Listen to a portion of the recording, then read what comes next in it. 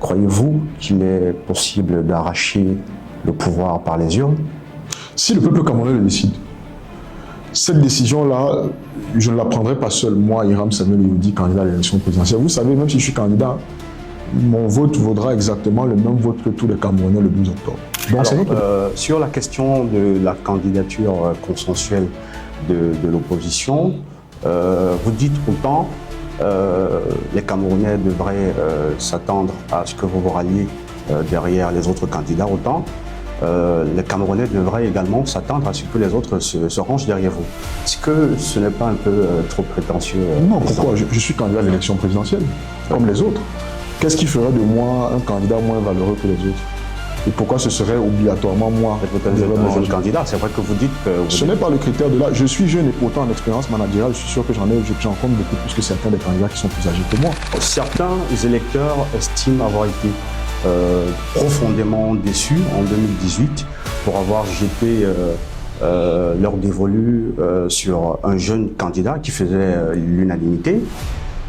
Alors vous, en 2025, vous arrivez avec un discours porteur d'espoir, très ambitieux. Que répondez-vous à ceux qui disent que les belles paroles ou alors les belles promesses ne suffiront plus? Je dis aux Camerounais d'abord que je ne me présente pas devant eux avec pour programme politique la jeunesse. Ce n'est pas mon programme. Le programme que je défends a été mûri au travers d'une longue implication associative. Tout au long de ma vie associative, j'ai milité pour la réappropriation par les jeunes Camerounais de notre patrimoine, de nos héritages culturels et traditionnels. Oui. Parce que j'estime justement que la culture est le socle de l'homme, c'est ce qui le constitue, c'est ce qui fait sa force morale et mentale. Et que dans un monde pluriel, même si tous les humains sont égaux, chaque humain apporte sa contribution spécifique à la construction du village planétaire. C'est des formations et des leaders politiques qui ont le même alignement, qui peuvent à un moment donné parvenir à une convergence. Donc moi, je crois qu'il y aura des coalitions. Je ne suis pas sûr qu'il y aura une candidature consensuelle. Et surtout, ne manquez pas de vous abonner massivement sur nos plateformes Boussole Podcast, sur YouTube et Facebook. À bientôt avec un autre avis.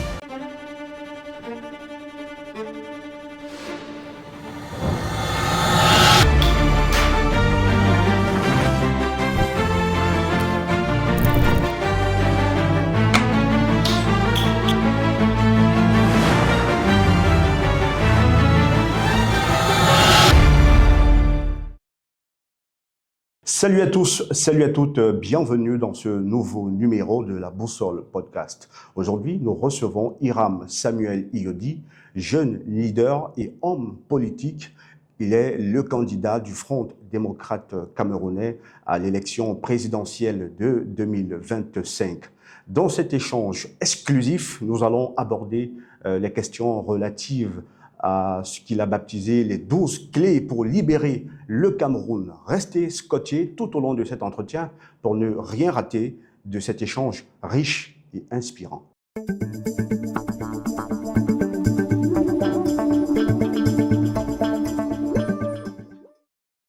Alors, Monsieur Hiram Samuel Yodi, bonjour et bienvenue sur le plateau de la Boussole Podcast. Merci Serge et merci à toute l'équipe de Boussole de me recevoir ce matin. C'est un plaisir de vous recevoir sur ce plateau. Plaisir partagé. Alors merci, nous allons planter le décor. Nous sommes à 3 semaines de l'échéance présidentielle. Vous avez déposé, ou alors vous avez annoncé votre candidature le 15 mai 2025. Dites-nous, qu'est-ce qui vous a poussé à vous porter candidat? Une fois de plus, merci à toute l'équipe de Boussole de me permettre de m'exprimer à travers votre canal. On va généralement à l'élection présidentielle pour au moins 2 raisons. Parce qu'on pense que la personne que l'on incarne, le profil que l'on est, répond aux aspirations du peuple auquel on s'adresse, qu'il s'agisse d'une élection locale ou d'une élection présidentielle. Et deuxièmement, parce qu'on a un projet qui vient solutionner les problèmes que les Camerounais, pour le cas d'espèce, rencontrent au quotidien. Et c'est ces 2 raisons-là qui m'ont motivé. Quand nous avons créé le MP3, le Mouvement patriotique pour la prospérité du peuple, nous avons élaboré un projet de société. Et en fin d'année 2024, nous avons commencé à réfléchir quel serait notre positionnement par rapport à l'élection présidentielle. Et malgré les divergences que nous avions d'y aller via un candidat ou de soutenir un autre candidat, ce sur quoi en tout cas nous nous accordions, c'est qu'il était impératif d'avoir un programme. Nous avons synthétisé notre mémorandum sur le projet de société en 12 clés, comme vous venez de dire. Et au début de l'année 2024, nous avons commencé à diffuser ces clés à discuter avec les Camerounais et nous avons constaté qu'il y avait une certaine adhésion à nos idées. Nous avons également constaté que ce que nous portions comme projet, un projet politique enraciné dans les cultures, dans les valeurs et dans l'identité africaine, n'était pas suffisamment représenté sur la plateforme politique camerounaise. Donc au fil du temps, il nous est apparu important, si nous avions une idéologie de la rupture, une idéologie de la libération et de la transformation de notre pays, d'aller la défendre par nous-mêmes. Ensuite, parlant de moi personnellement, parce que l'élection présidentielle, c'est aussi la rencontre, on le dit souvent, entre un homme et son peuple, je pense que je corresponds au combat de notre génération. Le combat politique est un combat générationnel. Le combat pour la souveraineté des nations africaines, le combat pour un modèle de gouvernance qui redonne aux citoyens camerounais leur pouvoir sur les dirigeants qu'ils ont élus, à qui ils ont délégué une partie de leur pouvoir.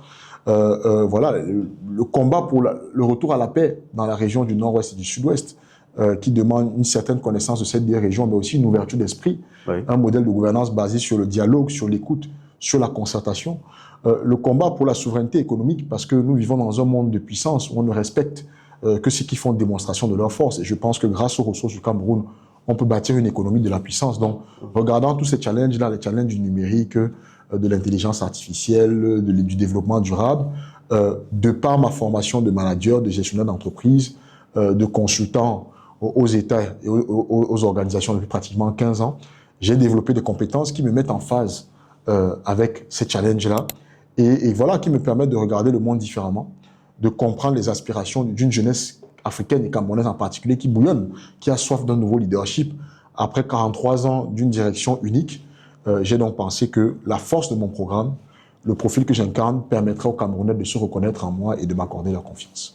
Alors, certains électeurs estiment avoir été profondément déçus en 2018 pour avoir jeté leur dévolu sur un jeune candidat qui faisait l'unanimité. Alors vous, en 2025, vous arrivez avec un discours porteur d'espoir, très ambitieux. Que répondez-vous à ceux qui disent que les belles paroles ou alors les belles promesses ne suffiront plus? Je dis aux Camerounais d'abord que je ne me présente pas devant eux avec pour programme politique la jeunesse. Ce n'est pas mon programme.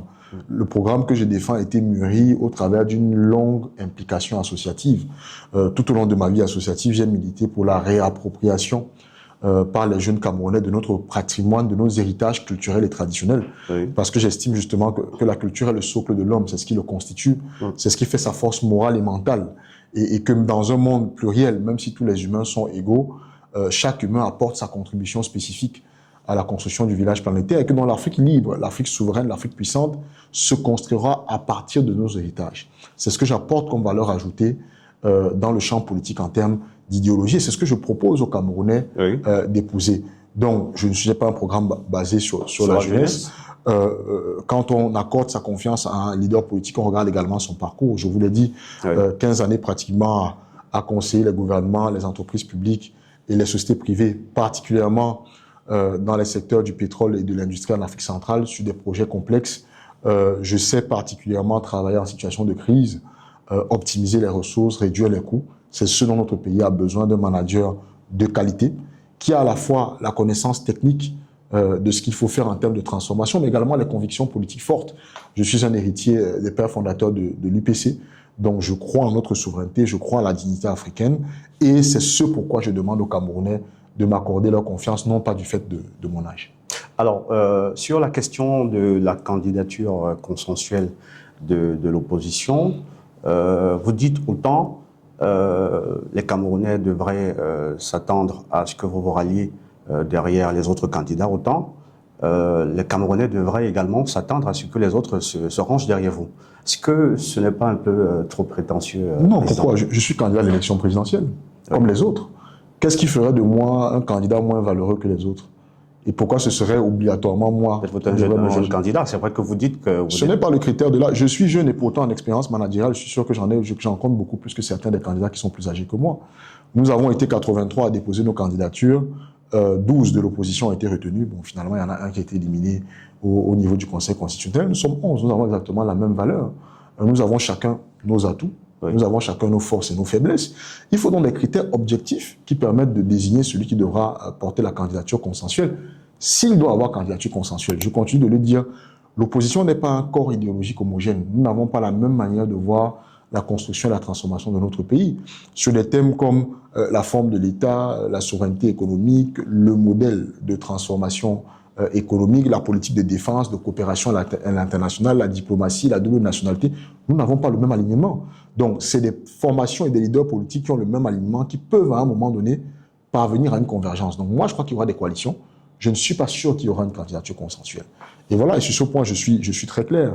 Nous mettons chacun sur la table nos programmes de gouvernance, nous regardons les points de convergence, nous construisons une stratégie commune de victoire à l'élection présidentielle et nous regardons l'électorat, nous regardons les citoyens camerounais qui vont aller aux urnes le 12 octobre et nous analysons quel est le type de profil qui sont prêts à adouber. Parce que je vais vous le dire, il ne s'agit pas de choisir n'importe qui. Il y a des candidats d'expérience, selon vos termes, oui, qu'on choisirait, mais que le public et les citoyens camerounais trouveraient trop proches du régime et pas suffisamment représentatifs de la politique de rupture qu'ils souhaitent voir incarnée par le futur chef de l'État.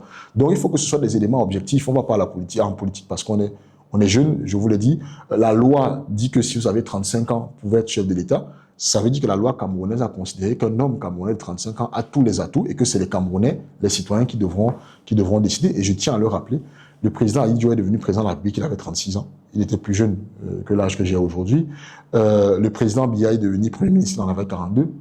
Il est devenu chef de l'État, il en avait 49. Et tous les collaborateurs qui l'accompagnent aujourd'hui, pour un certain nombre, le ministre Niat et d'autres, ministres qui étaient ministres, voire ministres d'État dans ce pays, moins âgés que l'âge que je porte aujourd'hui.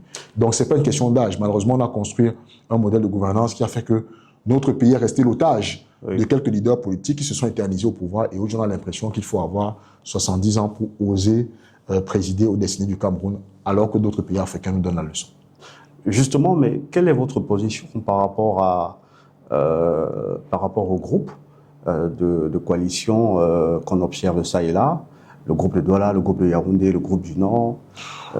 Pour le moment, je n'ai pas vu de groupe. J'ai vu des discussions.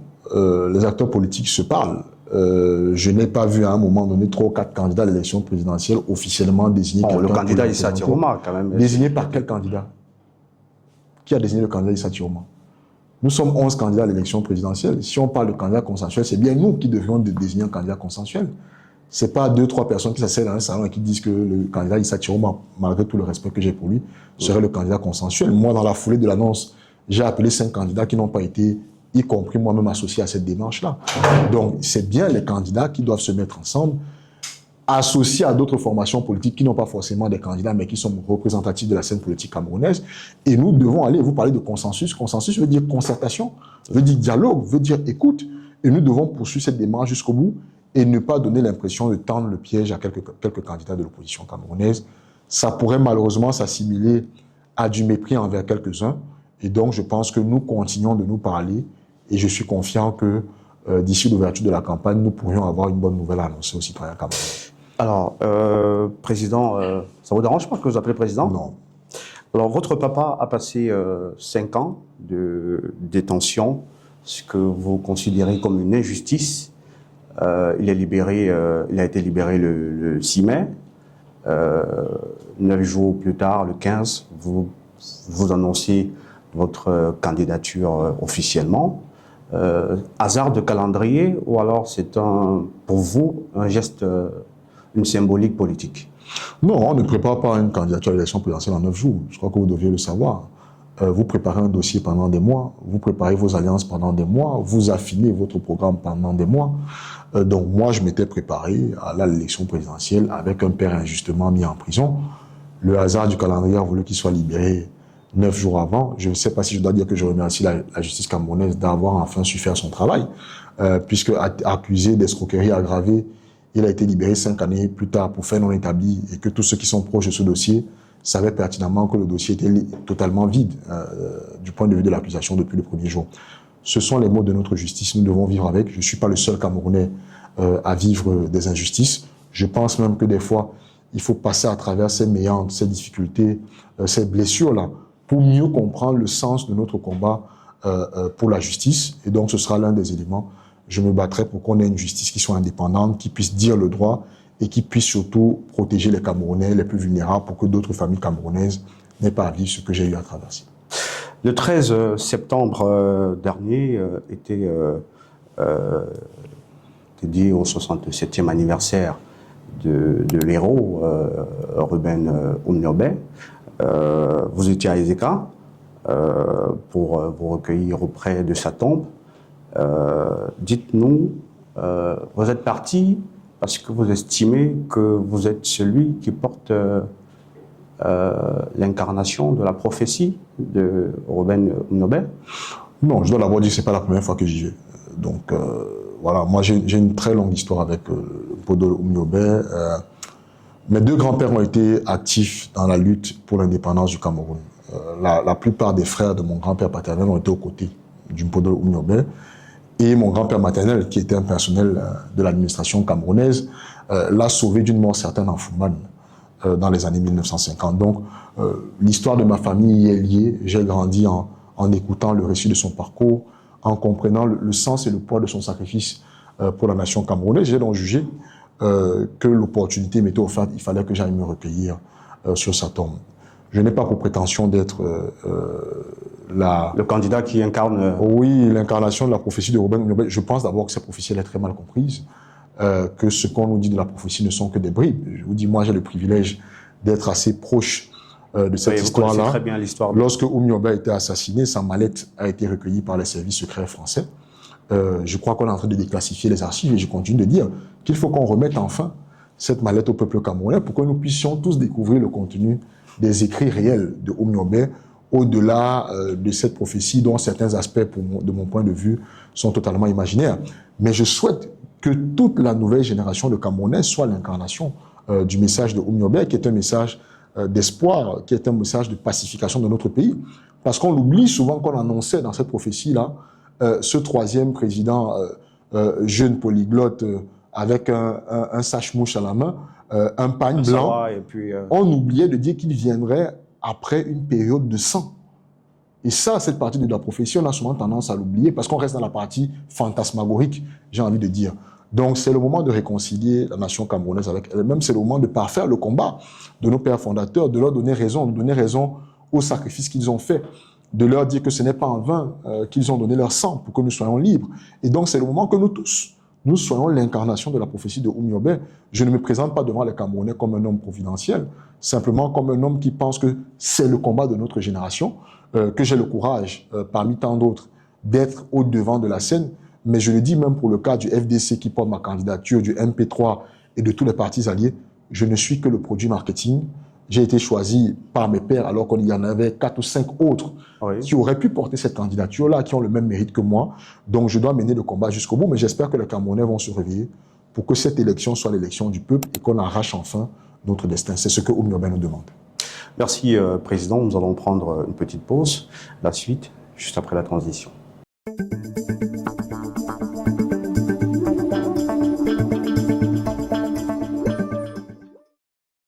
Retour sur le plateau de la Boussole Podcast. Nous sommes toujours en compagnie de notre invité, Hiram Samuel Iyodi, candidat du FDC à la présidentielle 2025.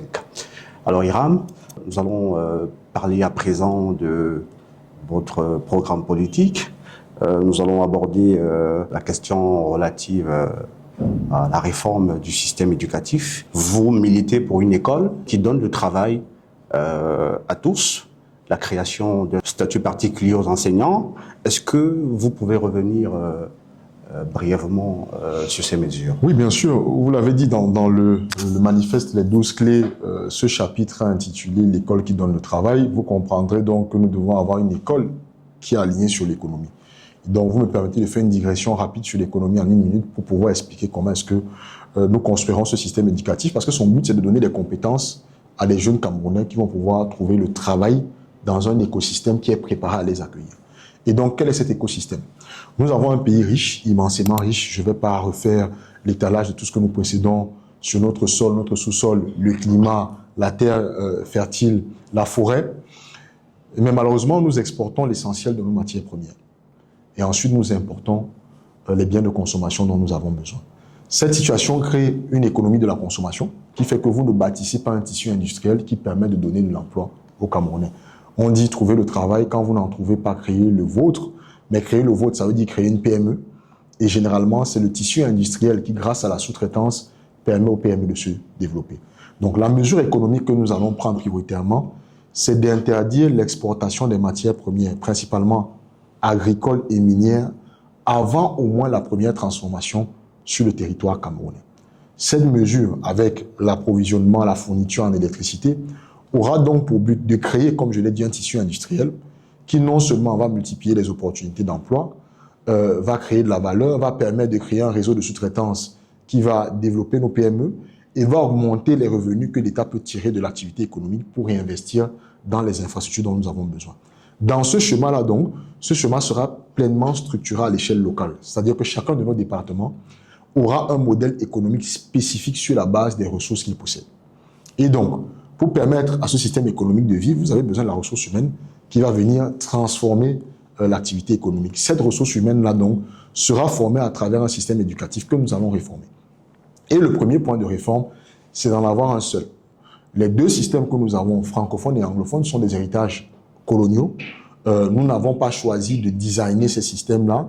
Et ils répondaient une fois de plus à un modèle économique où ils formaient les administrateurs, les relais de l'administration coloniale qui, eux, allaient se contenter de vendre nos matières premières à vil prix. Nous devons donc construire un système éducatif camerounais unique, parfaitement bilingue, qui permettrait qu'un enfant, à travers l'application pratique des arts et des sciences dans la transformation des ressources locales, comme je vous dis, puisse avoir à 18 ans, au sortir du système secondaire, les compétences qui lui permettent d'être directement employable sur le marché économique camerounais.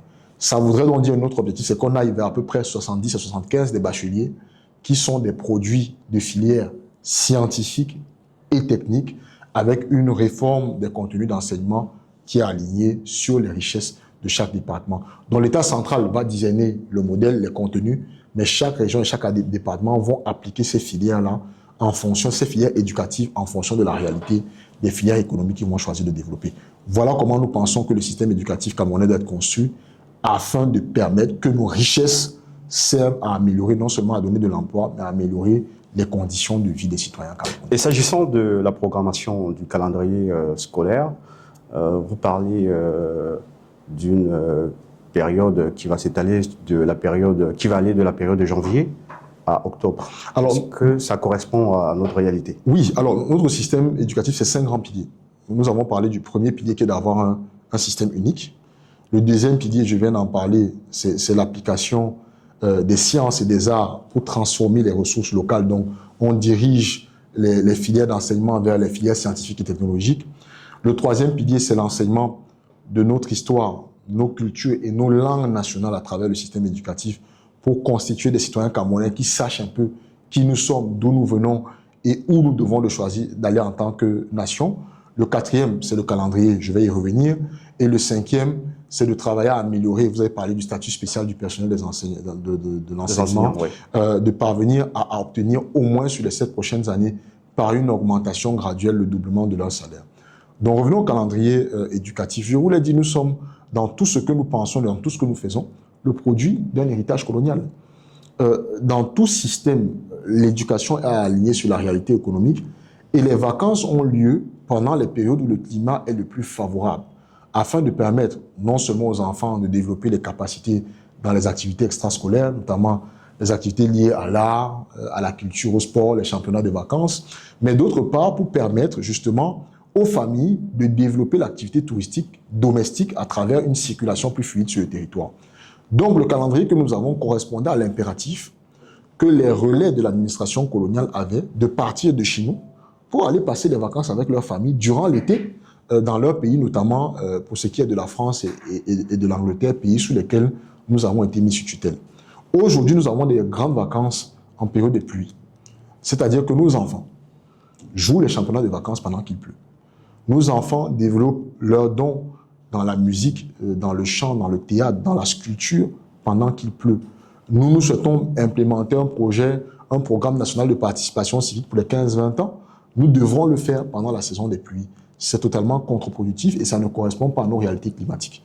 Ce que nous disons, c'est que l'année scolaire doit être programmée entre la mi-janvier et la fin septembre, début octobre, pour permettre que les vacances aient lieu donc de la mi-octobre à la mi-janvier, pendant les périodes pendant lesquelles la pluviométrie est la plus basse sur le territoire camerounais, des périodes qui sont favorables à développer les activités extrascolaires, les activités de la culture, des arts, du tourisme et du sport, et qui vont permettre en même temps de doper le tourisme sur notre territoire en permettant aux familles d'aller découvrir d'autres contrées, en facilitant le brassage culturel. C'est ça l'objectif de la réforme de ce calendrier. Nous sommes toujours dans les 12 clés pour libérer le Cameroun. Vous venez de parler de la réforme du système éducatif en filigrane, mais revenons un peu sur une autre clé qui place la famille au centre des préoccupations de l'État. Vous dites 50 000 d'allocations par naissance et 1 million de naissances par année, en termes de démographie, alors que le Cameroun croule sous le poids d'une dette de 14 000 milliards. Est-ce qu'avec toutes ces mesures, vous allez réussir à remonter l'économie nationale? Bien sûr. Moi, je crois qu'il faut d'abord analyser le contenu de notre dette. 14 000 milliards, c'est un chiffre. Qu'est-ce qu'il y a là-dedans? Là-dedans, vous avez 2 000 milliards d'emprunts pour le stade de la CAN, dont je ne saurais vous dire aujourd'hui, déjà, ils ne sont pas totalement terminés pour la plupart d'entre eux, impraticables. Pour certains, quel est l'impact réel que ça a eu sur l'économie camerounaise? Je n'en sais rien. C'est 75 milliards que nous sommes allés importer pour des ordinateurs au nom du chef de l'État, alors que nous aurions pu bâtir localement avec ce même montant un haut institut de technologie qui aurait permis non seulement de développer les compétences des Camerounais dans la maîtrise de ces métiers-là, mais également une industrie qui serait elle-même fournisseur de l'État en matière de matériel informatique. Donc le problème, ce n'est pas tant la dette, c'est l'emploi de la dette. Moi, je vous dis 50 000 par naissance d'allocation, 1 million de naissances, enveloppe de 50 milliards. Nous la réduisons simplement, nous la mobilisons simplement à travers la réduction du train de vie de l'État. Le Cameroun aujourd'hui est un État de 30 millions d'habitants qui compte 63 membres du gouvernement. Ça ne fait aucun sens. Pour un État en crise, comme vous dites, un État endetté, nous ramènerons la taille du gouvernement à 20 membres. Si vous éliminez 40 membres du gouvernement, je vous laisse imaginer ce que ça veut dire en termes d'élimination de charges, en termes de véhicules, en termes de domicile, en termes de missions. Président, est-ce que c'est pas un peu surréaliste? Non, c'est pas surréaliste. Vous rationalisez la dette. Quand vous êtes un chef d'entreprise, moi je suis un chef d'entreprise, quand vous avez une entreprise en crise, que vous ne parvenez plus à générer des revenus, qu'est-ce que vous faites? Vous mettez sur le tableau vos niveaux de charges et vous commencez à regarder quelles sont les charges que vous devez éliminer. C'est la première des choses que vous faites. Vous n'allez pas vous surendetter. Parce que même le banquier va vous dire, attention, votre modèle économique ne fonctionne pas. Donc vous regardez, et généralement, les premières charges que vous regardez, c'est les services extérieurs. Vous ne touchez pas à la masse salariale, parce que la masse salariale, c'est la ressource humaine qui vous permet d'avoir un outil de production. Donc vous allez commencer à regarder, est-ce que mes loyers sont bons? Est-ce que mes missions sont bons? Est-ce que je ne fais pas trop recours à des consultants à l'extérieur? Est-ce que je consomme pas trop d'électricité? Comment est-ce que je fais pour optimiser ma dépense électrique? C'est comme ça que vous regardez en termes de choses d'entreprise, là où vous allez aller récupérer la ressource pour la réinvestir vers l'augmentation de votre outil de production. C'est exactement la même chose pour un État. L'État du Cameroun est en crise, nous sommes hautement endettés comme vous le dites, et pourtant, nous avons quand même un train de vie princier de la part de ceux qui administrent notre État au plus haut niveau. Il faut demander aux Camerounais de serrer la ceinture en montrant l'exemple. Et donc, sous ma gouvernance, nous aurons un État qui utilise l'argent des Camerounais de manière responsable. Nous réduisons la taille du gouvernement, nous avons une lutte un peu plus importante et rigoureuse contre la corruption, et surtout, nous contrôlons la mercuriat des prix des marchés publics. Vous vous rendez compte que là où vous, Monsieur Serge, vous achetez un stylo à 100 ou à 150 francs, l'État du Cameroun, des fois, achète le même stylo à 500 francs. Donc là, ce sont des réductions qu'il faut absolument faire pour donc générer l'économie qui nous permette d'investir dans les infrastructures. Et j'estime que encadrer les enfants de la République, c'est une priorité. C'est grâce à ces enfants-là que nous allons justement relever l'économie. Il faut permettre aux mères camerounaises, durant les premiers jours de leur naissance, d'être mentalement confortables et de leur leur permettre que les biens et les besoins qu'ils éprouvent soient sainement approvisionnés. Alors, nous allons bientôt sortir de cet entretien, Président. Mais avant, vous allez répondre cordialement à cette question. Avec plaisir. Alors, face au régime en place, avec un si long règne vieux de plus de 40 ans, croyez-vous qu'il est possible d'arracher le pouvoir par les urnes? Si le peuple camerounais le décide. Cette décision-là, je ne la prendrai pas seul, moi, Hiram Samuel Iyoudi, candidat à l'élection présidentielle. Vous savez, même si je suis candidat, mon vote vaudra exactement le même vote que tous les Camerounais le 12 octobre. Donc c'est notre décision. Si nous décidons que nous en avons marre, si nous décidons que nous sommes fatigués justement d'une gouvernance où quelques-uns emprisonnent notre argent pour avoir un train de vie fastueux, si nous décidons que nous voulons mettre un terme à la crise dans le nord-ouest et le sud-ouest, si nous décidons que les Camerounais doivent pouvoir bénéficier des richesses de notre sol, de notre sous-sol, le fer, le cobalt, le manganèse, le bois, le pétrole, l'or, le diamant, si nous décidons que nous devons avoir un pays souverain qui peut prendre les décisions par lui-même sans influence étrangère, si nous décidons que nous devons avoir une école qui permet de donner des compétences à des enfants pour qu'ils trouvent le travail, si nous décidons que nous devons mettre fin à cette corruption qui tue, qui détruit notre pays, à ce moment-là, nous allons massivement voter le 12 octobre, et c'est mon appel, c'est le sens également de ma candidature. Nous votons le bulletin gris, chacun prêche pour sa propre chapelle, oui. Mais nous nous assurons de contrôler notre vote, d'envoyer un signal fort à l'administration camerounaise, notamment à tous les organes en charge de la question électorale, pour les prévenir que si jamais ils essayent de voler le vote du peuple camerounais, le peuple camerounais se mobilisera pour défendre son vote. À ce moment-là, nous pouvons obtenir une victoire par les urnes. Mais si vous me demandez si moi tout seul, j'ai un coup de baguette magique qui permettrait de renverser un régime enraciné depuis 43 ans, je vous répondrai très honnêtement que tout seul, je n'y parviendrai pas. Alors, vous avez sûrement vu défiler cette image sur les réseaux sociaux. Un papa dans un champ qui tentait de violer une fillette. Lorsque vous serez président, quelles sont les mesures que vous prendrez pour de telles dérives? Je l'ai dit, ces images me peinent et m'obligent à des fois à renoncer moi-même à mes principes parce que fondamentalement, je suis contre la peine de mort. Je pense que c'est une barbarie qui ne doit plus être de notre temps.